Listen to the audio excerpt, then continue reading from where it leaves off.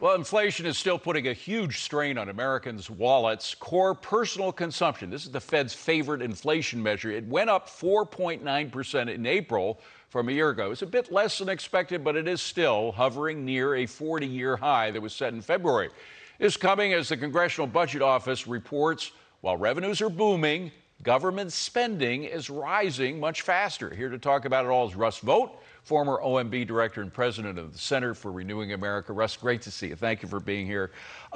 This week, we also saw, by the way, a downward revision in the first quarter GDP loss. It was down, turned out it was down 1.5%, greater than we thought originally, and inflation is still up. So we may not be in a recession yet, but is it still fair to call this stagflation, what we're in right now?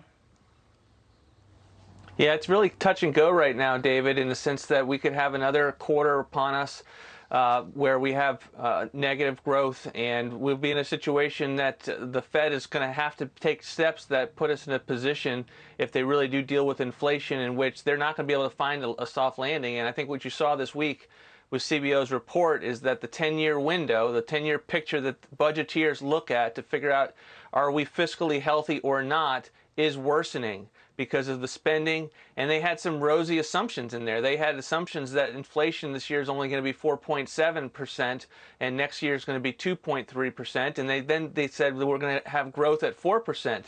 And think about what that will do to an already worsening picture. So we're in a real rocky place right now. And you know, you had Jim Bullard come out last week and say that he saw a Fed funds rate at about 3.5% at the end of the year.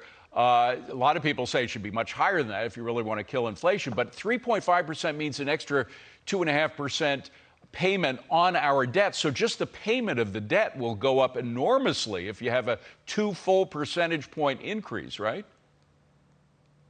Yeah, no question. These have a ripple effect everywhere they go in terms of the economy. And just in terms of right now, what we're paying on interest in the federal picture, the federal window, we're going to go up to nearly $1 trillion in interest payments. Wow. Under what CBO is projecting at. So, I mean, think about that as an American. We're going to spend $1 trillion. Think of what we could be doing with that, except that's going to be going to service our debt. So some serious money as a result of the fiscal irresponsibility that we've seen in this country. You know, we still have, at least in looking backwards, we have that 11.5 million unfilled job figure, which is extraordinary. And usually that's good news when you have a lot more jobs and people looking for jobs. Does that give us a little bit of a cushion? I mean, we know that they could dry up very quickly if, in fact, we have a recession and companies who are now looking for workers go out of business. So it could dry up, but for the moment, does that give us a little cushion? It might. It certainly might, David. I am continually be concerned about the incentives that we have put in place in this country as a result of the social safety net that is now so large that it's really a hammock in keeping people from making the decisions that are necessary to get back into the labor force. So I'm worried about that. I don't think that there are certain things that have certainly gone away under COVID, but I think the extent to which COVID put people in an environment where they could take the lay of the land as to the benefit structures that were available to them. Yes. And permanently change people's approach to work. That's what I'm most worried about, particularly as we are headed into continued rocky road on the economy. Well, Russ, you know who talked about that, but with a slightly different take, was Elon Musk. He sent out a very interesting tweet about a recession. What happens if we go into recession? He's looking on the brightest side of that possibility. He says, yes, this is actually a good thing. It has been raining money on fools for too long. Some bankruptcies need to happen. Also, all the COVID stay-at-home stuff has tricked people into thinking that you don't actually need to work hard. Rude awakening inbound. What do you think? Yeah, I definitely appreciate the point that he's making. I mean, I think my blue collar background with, you know, the son and brother of an electrical worker and having experienced what recessions are like and what this could look like 6 months from now, 7 months, as the Fed really has to take action to deal with the very real inflation in people's life and what that can lead to from an economic standpoint and the loss of jobs. I can't get too excited about where we are right now, but I certainly think that we need a consensus, a paradigm shift in this country about what is good for the country and to get rid of some of these incentives, and policymakers need to wake up, and I think that's what Elon Musk is trying to get at, and I think he's absolutely right. Yeah, a recession would definitely shake things up, but to your point, particularly when you come from a working class background, you know that when there's no job, you can't deal with it at all. I mean, you have difficulty dealing with inflation, you have to cut back, but when you have no job, that really limits the possibilities of what you can do.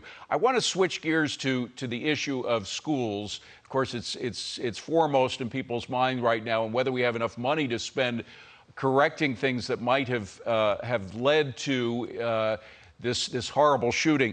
We spent about $200 billion on K through 12 education through the various COVID bills, the 3 COVID bills. We spent more on K through 12 in the last one that was put out by the Biden administration. But I'm just wondering, as former head of the OMB, so much of the money we spent on COVID bills is missing. We just can't find out exactly where it went. Is OMB tracking exactly where that money's going, specifically the K through 12 money? They certainly should be, and I think that's a perfect request of the Office of Managed Budget, is to get a sense of what on an ongoing basis with Treasury is left in these accounts, and to get a sense. I mean, we threw so much money at the schools and localities during COVID, and none of it was necessary. And so there is certainly there should be a lot of money left over, and I think it would be a very useful analysis to be able to assess what could be used there to divert to hardening our schools and ensuring that they have the security to be able to ensure that this never happens again in this country. How do I find out? I mean, you were at OMB. Direct me to where to go to find out who's tracking the money and whether or not enough is left over so it could be repurposed for hardening our school safety. This is the kind of thing with it's not just sitting there on a website, but it can be produced if Congress and the public are interested in it. Yeah. And we will go forward and we'll make requests to do it. If Congress does it, I think it'll be a little bit more of an analysis that is not ignored. But we will be looking for that kind of information on an ongoing basis with you, David. But I think it would help if Congress changed hands to the Republican Party where they'd had subpoena power, which they don't have now. Because totally. we need some of that in terms of this spending. Russ Vought, always a pleasure to see you, Russ. Thank you very much for being here. Appreciate it.